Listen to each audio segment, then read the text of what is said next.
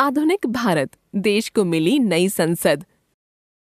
दीवारों और गलियारों में अखंड भारत की झलक, समुद्र मंथन जैसी कलाकृतियां और देश के महानायकों और सांस्कृतिक विविधता को दर्शाती संसद भवन की नई इमारत आधुनिक भारत के साथ विरासत का सुंदर समागम है। भारत के प्रधानमंत्री द्वारा 28 मई 2023 को भव्य धार्मिक अनुष्ठान के साथ नया संसद भवन देश को सौंपा गया। इस नए संसद भवन में विरासत भी है, वास्तु भी, कला भी है, कौशल भी, संस्कृति भी है और संविधान के स्वर भी। आइए जानें यह क्यों विशेष है। भूकंप सुरक्षित।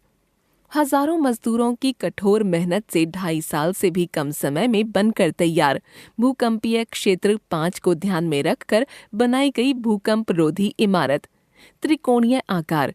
यह आकार में त्रिकोणीय है क्योंकि यह त्रिकोणीय भूखंड पर बना है।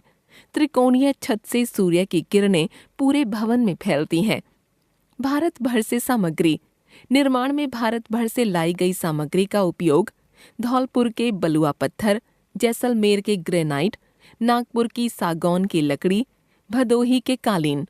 इसके अतिरिक्त मुंबई के शिल्पकारों द्वारा बनाए गए वास्तुशिल्प के डिजाइन। संविधान सभागार। नए भवन में बनाया गया संविधान सभागार, जहां भारतीय लोकतंत्र की यात्रा का दस्तावेजीकरण किया गया है। राष्ट्रीय प्रतीक या चिन्ह। लोकसभा कक्ष के आंतरिक हिस्से की नक्काशी राष्ट्रीय पक्षी मोर पर आधारित और राज्यसभा का आंतरिक हिस्सा राष्ट्रीय पुष्प कमल पर आधारित। अशोक स्तंभ का सिंह भवन के शीर्ष पर स्थापित। प्रवेश द्वार पर अशोक चक्र और सत्यमेव जयते शब्द पत्थरों पर अंकित। भवन में गैलरी।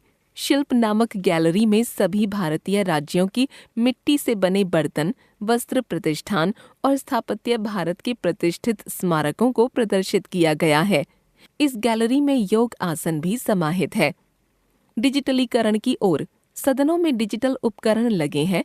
कई भाषाओं में कार्यवाही सुनी पढ़ी जा सकती है। पेपरलेस भवन। सदस्यों के लिए बायोमेट्रिक की सुविधा। प्रकृति को नमन। भारतीय संस्कृति और वास्तु के अनुसार प्रवेश द्वारों पर लगी संरक्षक मूर्तियां। मकर और हंस, जल को नमन। शार्दूल और गरुड़, नभ को नमन। अश्व और गज, थल को नमन।